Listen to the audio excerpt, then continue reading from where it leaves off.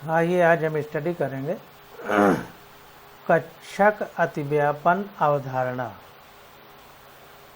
इसको अगर इंग्लिश में देखें तो कहेंगे ऑर्बिटल ओवरलैप कॉन्सेप्ट। तो सबसे पहले काफ़ी पुरानी बात हो गई, एनसीईआरटी में हमने पढ़ा था कि कक्षक का मतलब क्या होता है। तो हमने बताया था कि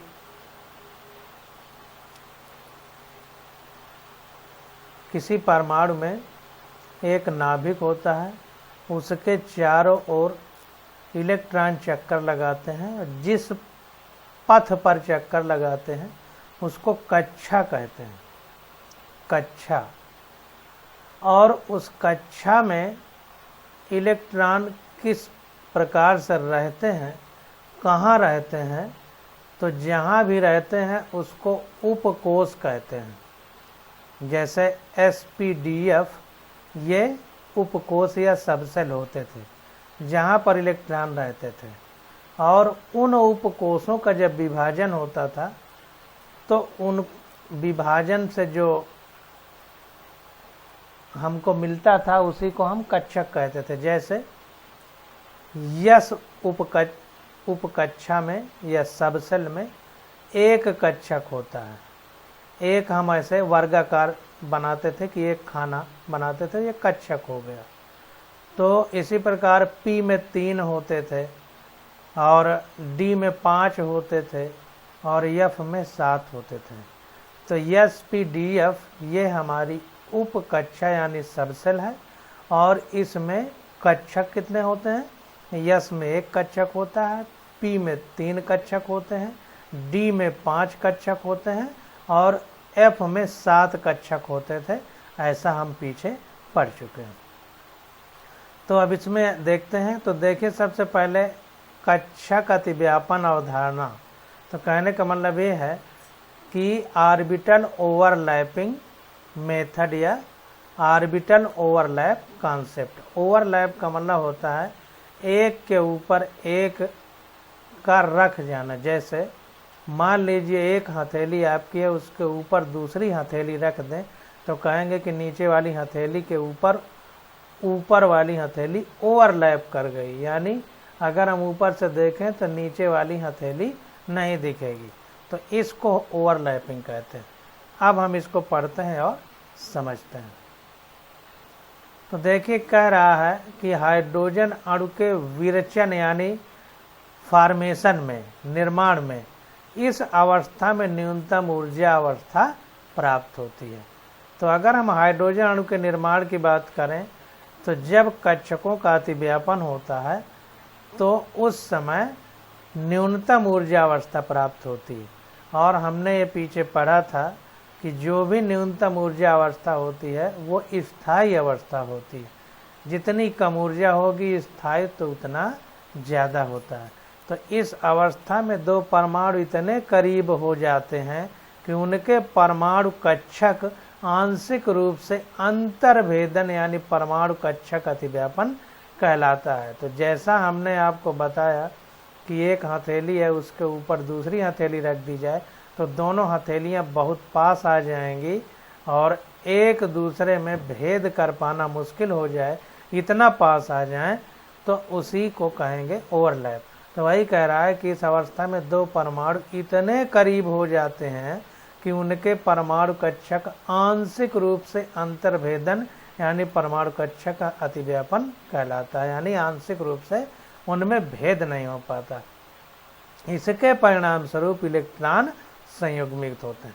तो इससे फायदा क्या होता है कि जो इलेक्ट्रॉन होते हैं वो संयुग्मित हो जाते हैं, यानी पेयरिंग उनकी हो जाती है। तो अतिव्यापन की सीमा सहसंयोजी आबंध की प्रबलता को निर्धारित करती है। तो कहने का मतलब यह है कि अतिव्यापन जितना ज़्यादा होगा या जितना कम होगा उस हिसाब से हम सहसंयोजी आबंध की प्रबलता को निर्धारित करेंगे। सामान्यतः अधिक अतिव्यापन 2 परमाणुओं के बीच प्रबल आबंध बनाने से संबंधित है। तो कहने का मतलब ये हुआ कि अगर अतिव्यापन ज़्यादा है तो उसका सीधा सा अर्थ है कि वो आबंध ज़्यादा प्रबल है। इस प्रकार कक्षक अतिव्यापन अवधारणा के अनुसार दो परमाणुओं के बीच सहसंयोजी आबंध का बनना संयोजकता कक्ष में उपस्थित विपरीत चक्रण यानी स्पिन वाले इलेक्ट्रॉनों के संयुग्मन के परिणाम स्वरूप होता है। फिर से पढ़िए कि इस प्रकार कक्षक अतिव्यापन यानी दो कक्षकों का आपस में अंतर्भेदन न किया जा सके, यानी एक दूसरे में मिल जाए, ये ऐसी घटना हो जाए तो कक्षक अतिव्यापन अवधारणा के अनुसार दो परमाणुओं के बीच सहसंयोजी आबंध का बनना संयोजकता कक्ष में उपस्थित विपरीत चक्रण वाले इलेक्ट्रॉनों के संयुग्मन के परिणाम स्वरूप होता है। तो जो ओवरलैपिंग होती है उसमें क्या होता है कि जो विपरीत चक्रण के, हमने बताया था कि जो वो कक्षक होता है, मान लीजिए ये कोई कक्षक है, तो इसमें हमने पढ़ा था कि विपरीत चक्रण के दो इलेक्ट्रॉन होते रह सकते हैं, एक इधर को चक्रण होगा तो एक का इधर को होता है। तो इस प्रकार से विपरीत चक्रण के दो इलेक्ट्रॉन होते हैं। तो जब दो परमाणु मिलते हैं तो उसमें जब सहसंयोजी आबंध बनता है तो उसमें क्या होता है कि संयोजकता कक्ष में उपस्थित विपरीत चक्रण वाले इलेक्ट्रॉनों के संयुग्मन के परिणाम स्वरूप होता है। तो विपरीत चक्रण के जो इलेक्ट्रॉन होते हैं दोनों परमाणुओं के, उनमें आपस में ओवरलैपिंग यानी अतिव्यापन होता है। तो इस प्रकार से ये क्रियाएं होती हैं। अब आगे आ जाते हैं आबंधों के दिशात्मक गुणधर्म। Directional properties of bonds. तो कहने का मतलब यह है कि आबंधों के दिशात्मक गुणधर्म यानी जो बांड बने हैं, आबंध बने हैं, उनमें दिशा को लेकर के उनके क्या लक्षण हैं, ये कहने का मतलब। तो जैसा आप जानते हैं सहसंयोजी आबंध परमाणु कक्षकों के अतिव्यापन से बनते हैं। उदाहरण के लिए हाइड्रोजन का अणु बनने में इसके दो परमाणुओं के संयोजन में उसके 1s कक्षकों का अतिव्यापन होता है। तो इसको समझना है। देखिए जैसे 1H1 होता है, अब ये एक है और ये दूसरा हाइड्रोजन है, तो एक ही इलेक्ट्रॉन है, देखिए इसमें भी एक इलेक्ट्रॉन, तो इसको 1s1 लिखा जा सकता है। तो दोनों के 1s1 है, इनका मतलब जो एक इलेक्ट्रॉन है इनका आपस में अतिव्यापन होगा हाइड्रोजन के। 1s2 p3s3 p4s3 d4 p5s।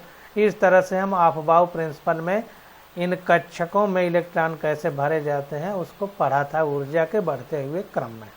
सबसे पहले कम ऊर्जा का, फिर उसके बाद ज़्यादा ऊर्जा, पीछे पढ़ चुके।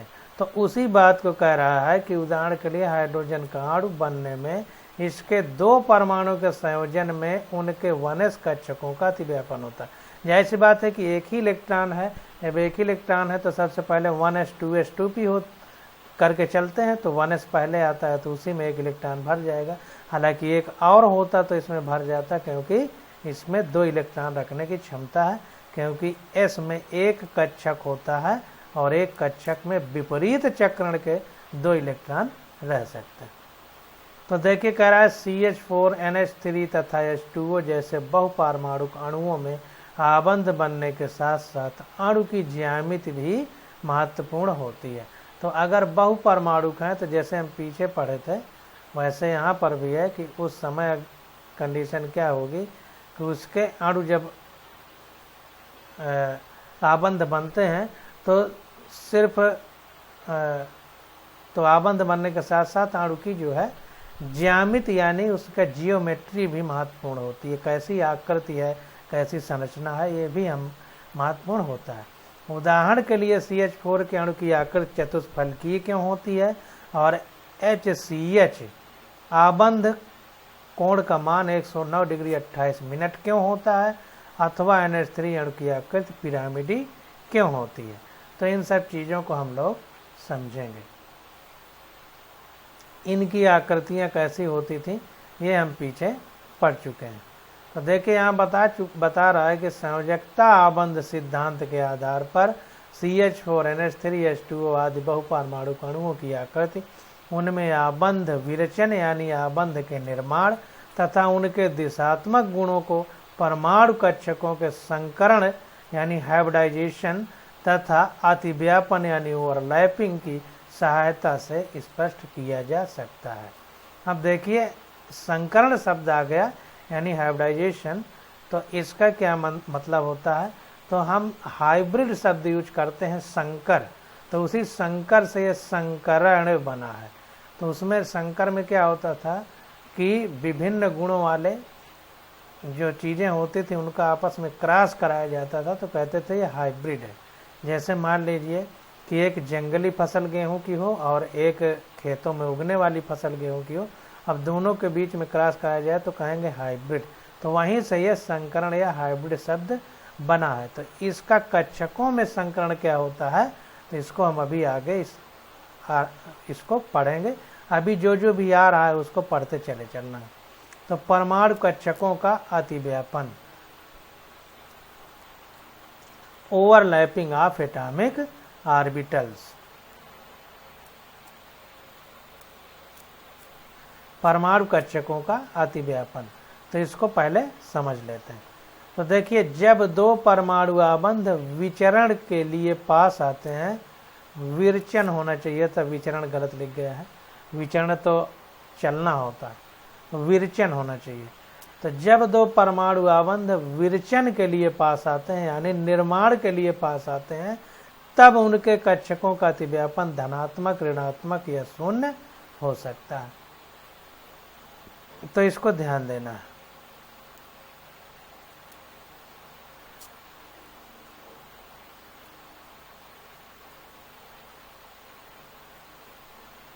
तो जब दो परमाणु आबंध विरचन के लिए यानी आबंध बनने के लिए पास आते हैं, तब उनके कक्षकों का अतिव्यापन धनात्मक, ऋणात्मक या शून्य हो सकता है। यह ऑर्बिटल तरंग फलन के आयाम यानी एम्पलीट्यूड की दिक स्थान यानी स्पेस यानी खाली जगह में दिशा और चिन्ह यानी फेज पर निर्भर करता है। चित्र 4.9 में दिखाया गया है। तो कहने का मतलब ये है कि जो अतिव्यापन है यानी ओवरलैपिंग है, ये धनात्मक भी हो सकती है, ऋणात्मक भी हो सकती है और शून्य भी हो सकती है। यह ऑर्बिटल तरंग फलन के आयाम यानी एम्पलीट्यूड की दिक स्थान यानी खाली जगह में दिशा और चिन्ह यानी फेज पर निर्भर करेगा। अब देखिए आयाम क्या होता है, तो जैसे अगर हम इसको एक तरंग मान लें, जो चित्र बना है, तो इसको इस तरह दिखा देते हैं। मान लीजिए ये कोई तरंग है, तो इस तरंग के बीच जो है ये जो दूरी है इसको तरंग दैर्ध्य लैम्डा बोलते हैं, और ये जो ये दूरी है इसको आयाम या ए बोलते हैं, एम्पलीट्यूड अंग्रेजी में बोलते हैं। तो ये आयाम हो गया। ये दो देखिए जो नीचे है इसको गर्त बोलते हैं, जो ऊपर है उसको श्रृंग बोलते हैं। तो श्रृंग और गर्त, तो श्रृंग जो मेन एक्सिस है, मुख्य रेखा है, तो उससे कितनी ऊंचाई है श्रृंग की, वो एम्पलीट्यूड है, या गर्त की ये भी एम्पलीट्यूड होगा ये वाला। और दो श्रृंग या दो गर्त मान लीजिए और आगे जाता ऐसे, तो दो श्रृंग या दो गर्त, ये गर्त है, तो ये दो श्रृंग की दूरी या दो गर्त के बीच की दूरी, दोनों को हम तरंग दैर्ध्य कहेंगे, दोनों एक ही बात है। तो यहाँ एम्पलीट्यूड का मतलब आपको समझ गया। कोई तरंग है तो उसमें मुख्य एक्सिस से वो कितनी ऊंचाई पर है, उसका मध्य पार्ट कितना हाई लेवल पर है, वो उसका एम्पलीट्यूड होता है। बाकी हम डिटेल में इसको और अच्छे से आगे अध्यायों में अध्ययन करेंगे। तो वही कह रहा है कि सीमा सतह आरेखों पर दर्शाए गए धनात्मक और ऋणात्मक चिन्ह तरंग फलन का चिन्ह यानी फेज बतलाते हैं। तो ये चित्र हम लोग देख लेते हैं। तो इंग्लिश वाली बुक में थोड़ा देखते हैं।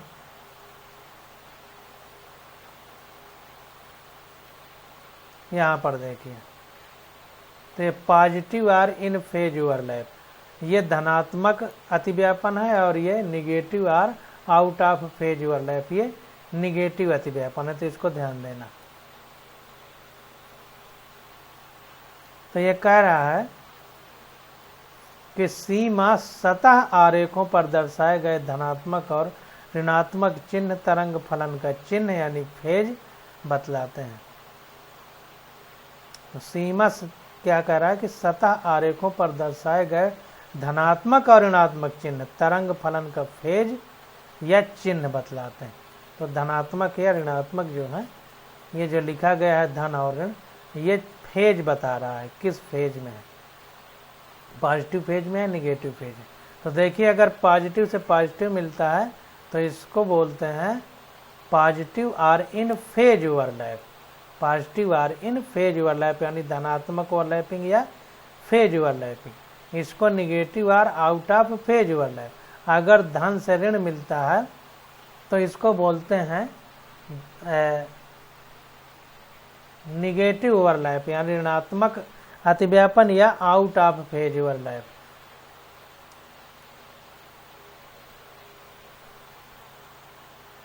इसको हिंदी में भी देख लेते हैं। धनात्मक आर फेज में अतिव्यापन, ऋणात्मक अतिव्यापन फेज अलग होने पर अतिव्यापन नहीं होता है। तो ये देखिए निगेटिव है, ये पॉजिटिव है, ये पी जेड है, जेड एक्सिस को लिया गया है, ये भी पी जेड है, ये भी पी जेड है, ये भी पी जेड है।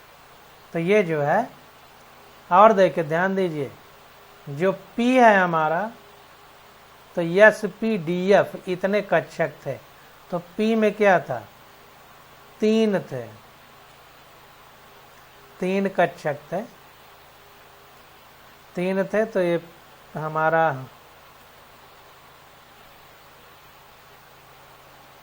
P x p y p z हो जाएगा, तीनों दिशाओं में अक्ष होंगे। तो p x p y p z लिख सकते हैं। और यस में क्या है, यस में केवल एक ही होता है। तो अब जब इस एक ही है तो कोई एक्सिस बताने की जरूरत नहीं, तो इसलिए यस को यस की तरह लिख दिया। तो जब 2 पी कक्षक आपस में मिलते हैं, उनके जेड एक्सिस वाले भागों का अतिव्यापन होता है यानी ओवरलैपिंग होती है। तो कितना भाग अतिव्यापन हो रहा है, तो प्लस प्लस के साथ जब मिलता है तो उसको बोलते हैं धनात्मक ओवरलैप, और या धनात्मक अतिव्यापन या फेज में अतिव्यापन।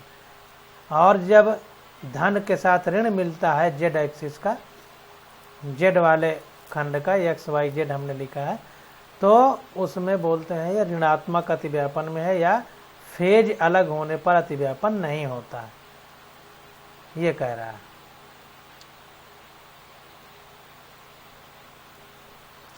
इंग्लिश में देखें, negative or out of phase overlap यानी ओवरलैप नहीं हुआ है या अतिव्यापन नहीं हुआ है।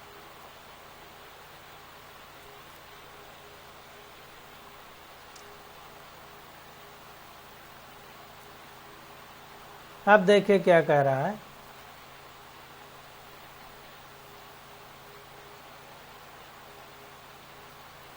एक बात ध्यान दीजिए, कह रहा है कि सीमा सतह आरेखों पर दर्शाए गए धनात्मक और ऋणात्मक चिन्ह तरंग फलन का चिन्ह यानी फेज कहलाते हैं। इनका आवेश से कोई संबंध नहीं होता, बहुत इंपॉर्टेंट है। प्लस माइनस का मतलब कोई आवेश नहीं है, एक तरह से यह दिशा के हिसाब से लिखा गया है। जैसे हम वेक्टर सदिश लिखते थे तो उसमें दिशा दिखाने के लिए तीर लगाते थे, तो प्लस माइनस एक तरह से दिशा समझ लीजिए। आबंध बनाने के लिए ऑर्बिटलों यानी कक्षकों का चिन्ह यानी फेज और अभिविन्यास यानी ओरिएंटेशन एक समान होना चाहिए। तो ध्यान दीजिए, ओरिएंटेशन का मतलब स्थिति, एक्स वाई जेड एक्सिस में स्थिति को अभिविन्यास या ओरिएंटेशन कहेंगे। तो कह रहा है कि आबंध बनने के लिए यह आवश्यक है कि ऑर्बिटलों का फेज और अभिविन्यास एक समान होना चाहिए। जैसे धनात्मक, इसे धनात्मक अतिव्यापन कहते हैं। अगर ऐसा है कि फेज और चिन्ह एक जैसा है तो इसे धनात्मक अतिव्यापन कहेंगे। यह तथा पी परमाणु कक्षकों के धनात्मक, ऋणात्मक या शून्य अतिव्यापन की विभिन्न अवस्थाएं चित्र 4.9 में दर्शाई गई हैं। तो इसको हम देख लेते हैं।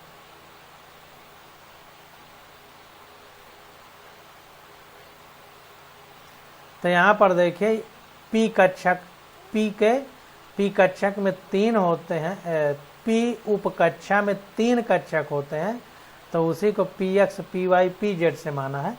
तो 2 अलग अलग परमाणु के p के z वाले कक्षक जो है आपस में अतिव्यापन कर रहे हैं या ओवरलैप कर रहे हैं। तो अगर प्लस प्लस चिन्ह वाले कर रहे हैं तो इसको धनात्मक ओवरलैप या फेज में अतिव्यापन कहेंगे। अगर प्लस माइनस वाले कर रहे हैं तो इसको ऋणात्मक ओवरलैप या ऋणात्मक अतिव्यापन या अतिव्यापन नहीं हुआ है कहेंगे। इसी प्रकार देखिए ये यस, हमने बताया था कि यस की आकृति क्या होती है, गोलाकार होती है, और पी की आकृति क्या होती है, डमरू के आकार की होती है। डी की आकृति क्या होती है, द्वि डमरू, डबल डम्बल शेप होती है। और एफ उपकक्षा में जो कक्षक होते हैं उनकी आकृति क्या होती है, जटिल होती है। ज़्यादा जटिल होने की वजह से उसको जटिल लिख दिया गया है और कुछ नहीं लिखा गया। तो इसको समझिए। तो ये देखिए स्फेरिकल बनाया गया है, गोलाकार यस वाला, और पी वाला डमरू जैसा बनाया गया, इसकी आकृति ही ऐसी होती है। तो देखिए यस वाले का, यस में चूंकि एक ही कक्षक होता है इसलिए एक्स वाई जेड नहीं लिखा गया, सिर्फ यस लिखा गया। पी में 3 कक्षक होते हैं तो एक्स वाई जेड होगा, तो जेड वाला लिया गया है। तो प्लस वाला फेज प्लस वाले यस फेज से मिल रहा है पी का यस के साथ। और यहाँ पर क्या है, यस का धनात्मक पी के ऋणात्मक से मिल रहा है। तो यहाँ पर अतिव्यापन नहीं माना जाएगा, यहाँ पर अतिव्यापन माना जाएगा। इसी प्रकार देखिए पी का पी, अब देखिए ये दोनों अतिव्यापन में जो है क्या होता है कि इसका भी मतलब है, ये पार्श्वीय अतिव्यापन है और ये शीर्षाभिमुख अतिव्यापन है। देखिए सर आपस में मिल रहे हैं और यहाँ पर अगल बगल सट रहे हैं आपस में। तो ये पार्श्वीय अतिव्यापन है या शीर्षाभिमुख अतिव्यापन है एक तरह से। तो इसको हम और डिटेल में देखते हैं। तो यहाँ पर अब देखिए प्लस से प्लस मिल रहा है, माइनस से माइनस मिल रहा है, तो अतिव्यापन हुआ माना जाएगा। यहाँ प्लस माइनस है तो अतिव्यापन नहीं माना जाएगा। यहाँ पर देखिए ये वाई एक्सिस है, तो देखिए थोड़ा सा इधर मुड़ा दिया है इसलिए कि पता चले कि ये जेड वाला था और ये वाई वाला ले रहे हैं। तो इसकी एक्सिस में इसकी एक्सिस में अंतर होगा, तो थोड़ा सा अंतर करने के लिए इधर को झुका दिया। तो ये वाई प्लस से प्लस मिल रहा है, माइनस से माइनस, तो ये अतिव्यापन हुआ है। इसमें प्लस से माइनस, माइनस से प्लस मिल रहा है, तो अतिव्यापन नहीं हुआ। तो शून्य अतिव्यापन एक दूसरे की ओर पहुंचने की दिशा में अतिव्यापन अलग होने के कारण अतिव्यापन नहीं होता। फिर से समझिए, शून्य अतिव्यापन एक दूसरे की ओर पहुंचने की दिशा में, एक दूसरे की ओर पहुंचने की दिशा में अभिविन्यास अलग होने के कारण अतिव्यापन नहीं होता। अभिविन्यास यानी ओरिएंटेशन अलग होता है तो वहां पर अतिव्यापन नहीं होता है। तो फेज अलग होने पर अतिव्यापन है। तो यहाँ देखिए फेज अलग है, प्लस है, ये माइनस है, इसका मतलब इनके अभिविन्यास अलग है, तो इसलिए अतिव्यापन नहीं हुआ।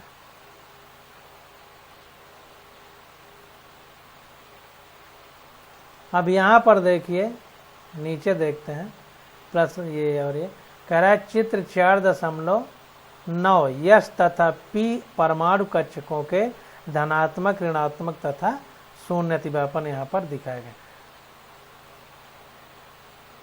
तो ये देखिए धनात्मक अतिव्यापन है या ऋणात्मक है, शून्य नहीं, ये ऋणात्मक है क्योंकि ये प्लस और माइनस है, ठीक ना।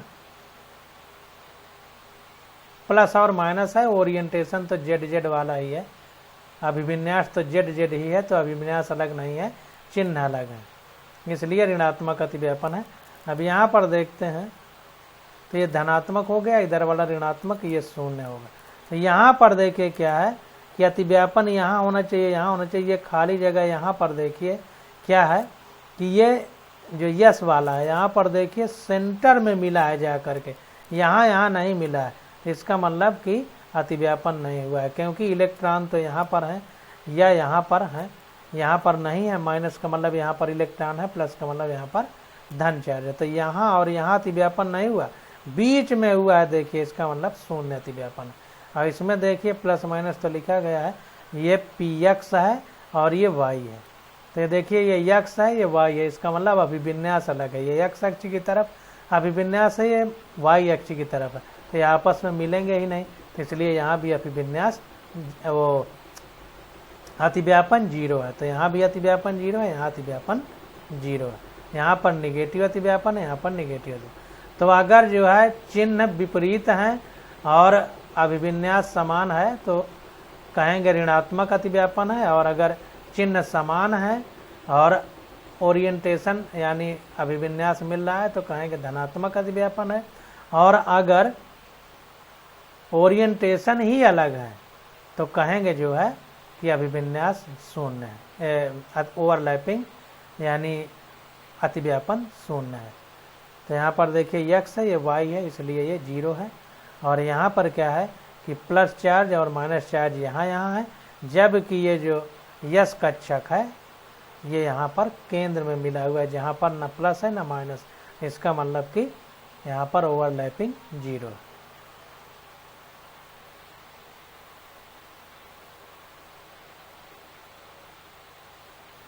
अब देखें यहाँ पर पढ़ते हैं तो कह रहा है सहसंयोजी आबंध के विरचन यानी निर्माण के मुख्य कारक के रूप में अतिव्यापन की कसौटी समनाभिकीय विषमनाभिकीय द्विपरमाणु अणुओं तथा बहुपरमाणु अणुओं पर समान रूप से लागू होता है। तो ये ध्यान देना है कि चाहे समनाभिकीय हो या विषमनाभिकीय हो, द्विपरमाणु अणु हो या बहुपरमाणु अणु हो, सब में सब सहसंयोजी आबंध बनने के मुख्य कारक के रूप में जो अतिव्यापन है सबके लिए समान रूप से लागू होता है। हम जानते हैं कि CH4 NH3 तथा H2O अणुओं की आकृति क्रमशः चतुष्फल की, पिरामिडीय तथा मुड़ी हुई होती है, पीछे हम लोग पढ़ चुके हैं।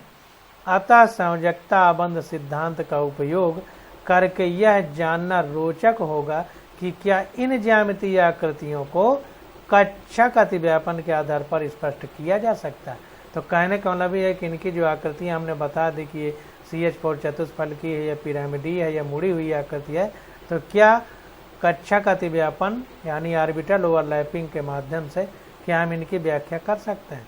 तो आइए सर्वप्रथम हम मीथेन यानी CH4 के अणु पर विचार करते हैं। तो तलस्थ अवस्था यानी ग्राउंड स्टेट में कार्बन का इलेक्ट्रॉनिक विन्यास He2S2 2p2 है। अब तलस्थ अवस्था मतलब ग्राउंड स्टेट कहने का मतलब जब सबसे कम ऊर्जा का स्तर है, तो कार्बन में 6 इलेक्ट्रॉन होते हैं, तो इनको भरेंगे तो 1s2 2s2 2p2 2 2 4 2 6 भर गए। अब हीलियम में 2 इलेक्ट्रॉन होते हैं और वो पूर्ण रूप से निष्क्रिय होता है, अक्रिय होता है, तो इसलिए हम इसकी जगह हीलियम लिख देंगे और बाकी को उसी तरह लिखेंगे, तो ये 2s2 2p2 हो जाएगा। तो यहाँ पर देखिए बीच में देखिए कामा नहीं लगाते हैं, ध्यान देना है, कामा नहीं लगता। तो ये हो गया हमारा। अब देखिए ये हो गया तलस्थ अवस्था यानी जब सबसे कम ऊर्जा का स्तर है। अब कह रहा है जो उत्तेजित अवस्था में इस प्रकार से इलेक्ट्रॉनिक विन्यास होगा। जब उत्तेजित अवस्था आ जाएगी तो P में चूंकि P कक्षक में P उप कक्षा में 3 कक्षक हैं, 3 कक्षक हैं। तो पहले हम यस की बना देते हैं, यस का, और ये P का बन गया इस प्रकार से। तो यस में तो हमारे 2 हैं, यहाँ पर देखिए 2 भर दिया। विपरीत चक्रण कराएंगे, P में 1 हो गया और ये दूसरा हो गया, क्योंकि P में हमारे पास 2 हैं। तो इसकी बात करेंगे, इस वाले की नहीं बात करेंगे, क्योंकि ये 2 वाला जो है यही हमारी बाहरी कक्षा है और इसी के इलेक्ट्रॉन ओवरलैपिंग में भाग लेंगे अतिव्यापन में, इसकी बात नहीं करेंगे। अब ये इस तरह बन गया, ये ग्राउंड स्टेट है या तलस्थ अवस्था।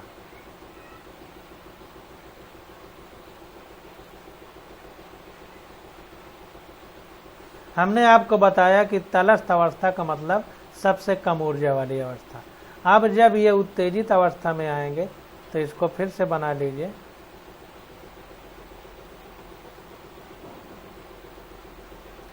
तो अब क्या होगा कि इसमें 2 इलेक्ट्रॉन हैं। अब क्या करेगा कि ऊर्जा लेकर के ये इलेक्ट्रॉन उछल करके यहाँ से यहाँ आ जाएगा, तो यहाँ पर केवल एक ही बचेगा, एक यहाँ हो जाएगा, एक यहाँ हो जाएगा, एक यहाँ हो जाएगा। तो इस प्रकार से ये इलेक्ट्रॉन ऊर्जा लेकर उछल के यहाँ पर आ जाएगा। तो वही चीज़ देखिए बनाई गई। अब इसको लिख सकते हैं px py pz लिख सकते हैं। तो x y z हो जाएगा। तो वही लिखा है x y z, एक एक इलेक्ट्रॉन है तो एक एक इलेक्ट्रॉन लिख दिया। ये 2s है, ये 2p है हमारा।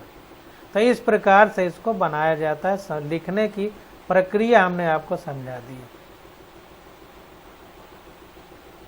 तो अब देखिए इस प्रकार तो उत्तेजित अवस्था में, यानी उत्तेजित का मतलब एक्साइटेड स्टेट यानी ऊर्जा लेकर के इस प्रकार हो जाता है। इसके उत्तेजन के लिए आवश्यक ऊर्जा की पूर्ति संकरित कक्षकों तथा हाइड्रोजन के बीच अतिव्यापन के फलस्वरूप मुक्त अतिरिक्त ऊर्जा से होता है। अब ये ऊर्जा कहाँ से मिलती है?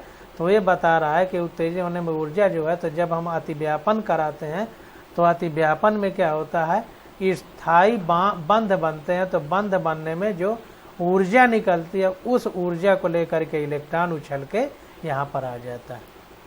तो कार्बन के 4 परमाणु कक्षक जिनमें से प्रत्येक में एक अयुग्मित इलेक्ट्रॉन उपस्थित है। अब सब में एक ही एक इलेक्ट्रॉन बचा, और अयुग्मित है मतलब अकेला है, उसका जोड़ा नहीं है।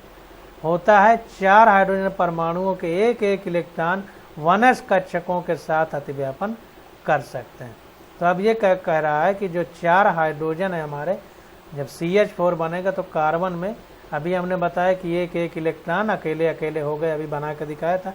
तो अब उनको जोड़ा बनाने के लिए जब 4 इलेक्ट्रॉन हमारे अकेले अकेले हैं तो 4 इलेक्ट्रॉन लेके जोड़ा बना सकते हैं चारों। तो इसीलिए 4 हाइड्रोजन इस कार्बन से बंध बना करके CH4 हमारा बना है।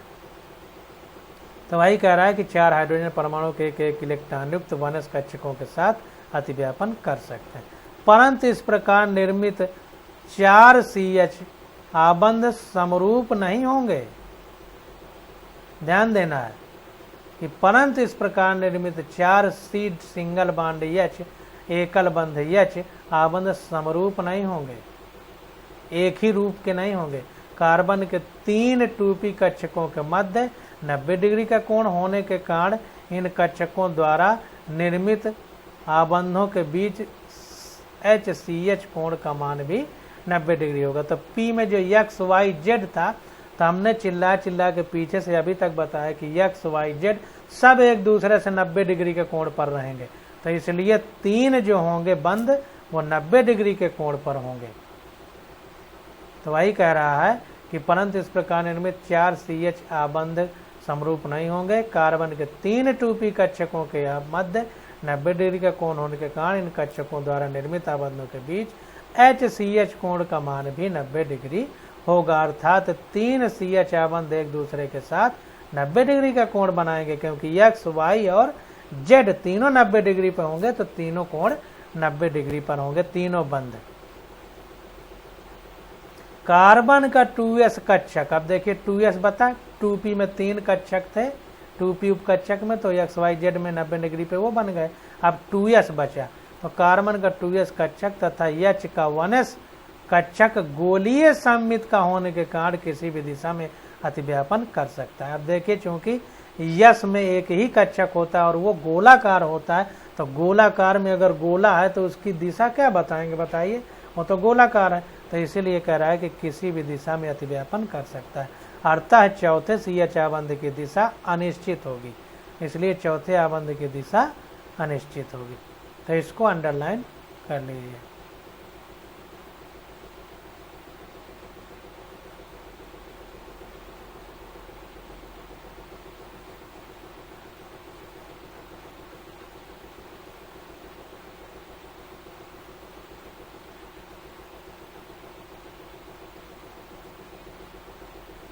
यह निरूपण CH4 की वास्तविक आकृति से मेल नहीं खाता है, जिसमें चारों HCH कोण चतुष्फलकीय होते हैं तथा प्रत्येक का मान 109.5 डिग्री होता है। अब ध्यान दीजिए, अब जब हमने पढ़ा है तो उसमें ये पढ़ा है कि जो CH4 के बीच H और C के बीच जो कोण होता है वो 109 डिग्री 5 मिनट होता है। तो ये इस बात से मेल नहीं खाता कि 3 कोण 90 डिग्री पर होंगे और एक किसी भी दिशा में अतिव्यापन करेगा, कोई पता नहीं है, अनिश्चित है उसकी दिशा। तो ये तो मेल नहीं खाता, क्योंकि 109 डिग्री 5 डिग्री का 109 डिग्री 5 मिनट का कोण होता है। तो ये इसलिए नहीं होता क्योंकि हम पीछे पढ़ चुके हैं अनुनाद यानी रिजोनेंस। तो हमने बताया था कि सारे आबंध जो हैं उनमें जितने आबंध होंगे सिंगल डबल बॉन्ड, तो ना सिंगल होगा ना डबल बॉन्ड होगा, सबका एक मिक्सचर होगा। तो पीछे जो पढ़े हैं उसको ध्यान करिए तो पता चल जाएगा कि सब मिला के कुल मिला के एक ऐसी स्थिति में पहुंच गया कि 109.5 डिग्री का कोण हो गया। तो देखिए आगे बता रहा है कि इससे स्पष्ट होता है कि केवल कक्षकों के अतिव्यापन के आधार पर CH4 के आबंधों के दिशात्मक गुणों को स्पष्ट नहीं किया जा सकता है। केवल कक्षकों के अतिव्यापन से हम ये के आधार पर हम जो है दिशात्मक गुणों को स्पष्ट नहीं कर सकते हैं, नहीं किया जा सकता है। इन्हीं तर्कों के आधार पर NH3 तथा H2 अणुओं में HNH तथा HOH कोणों के मान 90 डिग्री होने चाहिए, जो वास्तविक तथ्यों के अनुरूप नहीं है। NH3 तथा H2O में वास्तविक आबंध कोण क्रमशः 160 डिग्री तथा 104.5 डिग्री होते हैं। क्यों होते हैं हम पीछे इसको पढ़ चुके हैं। अब आगे आ जाता है अतिव्यापन के प्रकार तथा सहसंयोजी आबंध की प्रकृति। अब अतिव्यापन कितने प्रकार के होते हैं, तो जैसे यहाँ पर हमने बताया था, इस प्रकार का अतिव्यापन अलग मतलब है, इस प्रकार का अतिव्यापन अलग, ये तो दोनों मान लीजिए एक ही तरह के हैं। तो ये अब हम लोग विस्तार से अगले लेक्चर में पढ़ेंगे। आज बस यहीं तक।